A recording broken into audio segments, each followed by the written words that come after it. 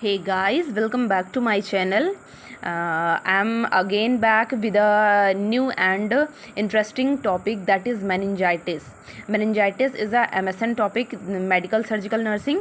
ठीक है, तो आज हम मेडिकल सर्जिकल नर्सिंग का एक बहुत इंपॉर्टेंट टॉपिक डिस्कस करने वाले हैं जो कि है मेनिंजाइटिस. ठीक है, तो हम सबसे पहले इंट्रोडक्शन हेडिंग लगा लेते हैं. Meningitis is an infection of the meninges. अब देखिए ब्रैकेट में लिखा हुआ the protective membranes that surround to the brain and spinal cord. The infection is mostly caused by bacteria and virus which leads to the meninges becoming inflamed, swollen. It can damage the nerve and brain.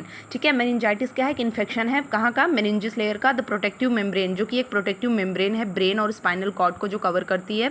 ठीक है, एक protective membrane जो कि brain और जो spinal cord है हमारी उसको प्रोटेक्ट करती है. उसमें क्या है, इन्फेक्शन इन्फ्लामेशन होना स्टार्ट हो जाता है. तो the infection is mostly caused by, और ये जो इन्फेक्शन होता है meningitis जो होता है, जो इन्फ्लामेशन होने लगता है वो किस वजह से होने लगता है, तो वो किसी बैक्टीरिया या वायरस की वजह से होने लगता है जो कि लीड करता है which leads to the meninges, जो कि मेनिंजेस को लीड करता है बिकमिंग इन्फ्लेम्ड, जिससे जो हमारी जो मेनिंजेस लेयर होती है वो क्या है, बिकम धीरे धीरे क्या करके इन्फ्लेम्ड होना, स्वेल होना स्टार्ट हो जाती है, जो कि आगे चल के क्या डैमेज कर सकती है, जो नर्व और हमारा ब्रेन है उसको वो डैमेज कर सकती है, उसको हार्म कर सकती है.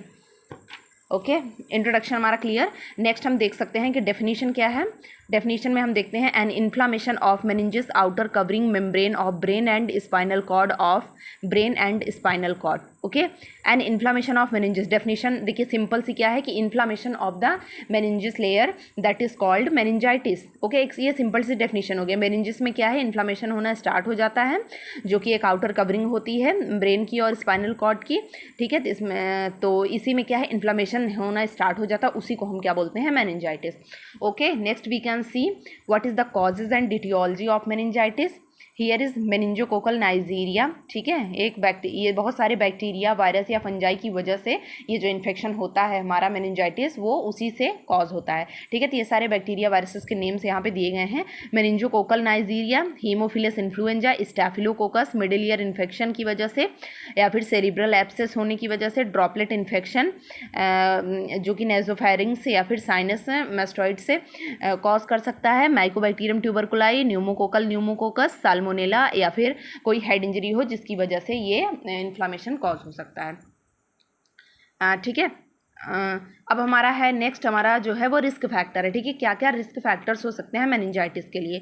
तो पहला जो है वो एज पे डिपेंड करता है. ठीक है, एज जैसे चिल्ड्रन यंगर देन 5 ईयर की एज से ज़्यादा हैं तो उनमें भी कॉज होने के चांसेस हो सकते हैं, मीन्स ये रिस्क फैक्टर हो सकता है. या क्रोनिक माल न्यूट्रिशन, बहुत ही ज़्यादा माल नरिश्ड हो, या फिर एड्स हुआ हो किसी को, एक्वायर्ड इम्यूनोडेफिशिएंसी सिंड्रोम, या फिर CSF का संट पड़ा हुआ हो, सेरिब्रो स्पाइनल फ्लूइड संट्स पड़े हों, या फिर क्रोनिक अल्कोहलिज्म, बहुत ही ज़्यादा एक्सेसिव अमाउंट में अल्कोहल का इंटेक कर रहा हो, या फिर use of immuno suppressive drug, जो इम्यून सिस्टम को सप्रेस कर देती हैं ऐसी ड्रग्स वो यूज़ कर रहा हो, ओवर क्राउडिंग हो. ठीक है, या फिर डायबिटीज़ हो, या फिर उसको न्यूमोनिया, या फिर स्प्लेनेक्टमी.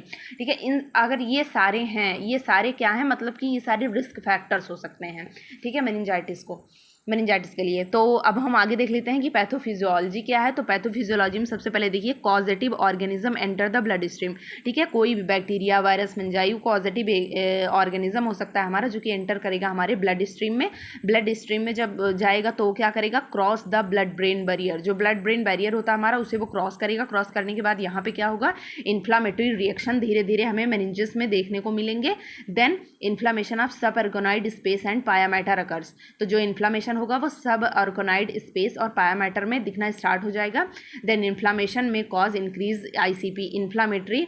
जब इन्फ्लामेशन होने लगेगा तो इन्फ्लामेशन की वजह से वो इंट्राक्रेनियल प्रेशर को इंक्रीज कर सकता है, और जो सेरिब्रो स्पाइनल फ्लूइड है उसका फ्लो इन सब ऑर्गेनॉइड स्पेस में वो फ्लो से CSF जो है वो बनने लगेगा. CSF क्लाउडनेस और इन्फेक्टेड. जो CSF बनेगा वो क्या होगा, क्लाउडी, बिल्कुल मतलब ऐसा धुंधला टाइप में, या फिर इन्फेक्टेड होगा. CSF सेल काउंट इंक्रीजेज, जो CSF की सेल काउंट्स हैं वो भी इंक्रीज होना स्टार्ट हो जाएंगी. देन मेनिंजाइटिस कॉज हो जाएगा.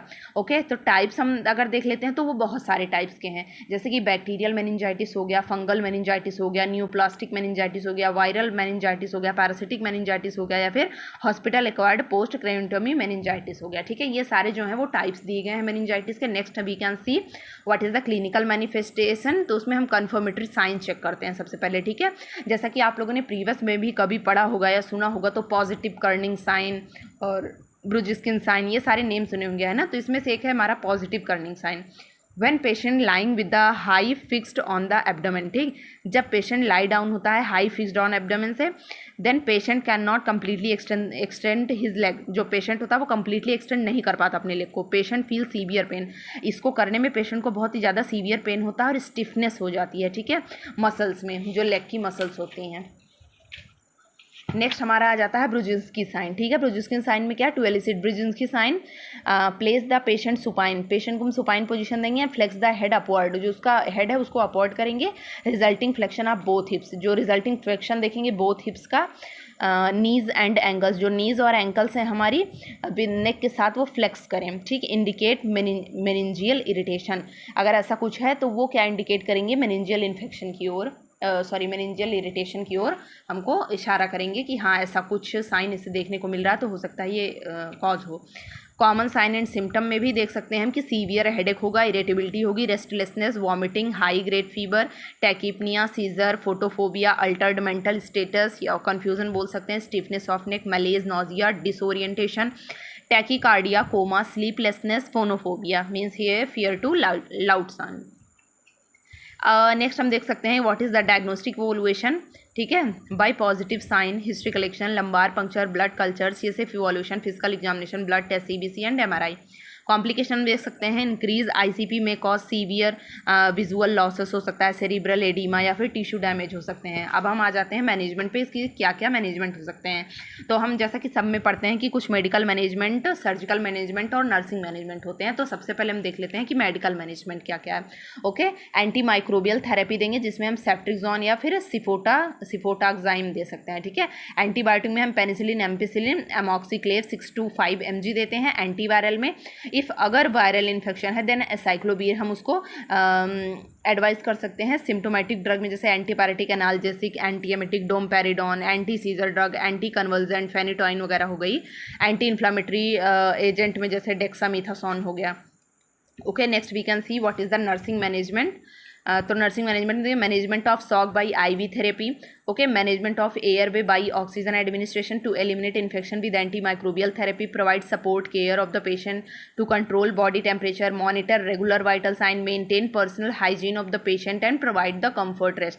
तो इस तरीके से अगर मैनेजमेंट करेंगे तो हम जो है इसको प्रिवेंट कर सकते हैं। ओके, आई होप कि ये जो टॉपिक था वो इम्पॉर्टेंट भी था और आप लोगों को समझ में आया होगा। अगर आप लोगों को समझ में आया हो तो comment, like and subscribe my channel. Thanks a lot for watching my video.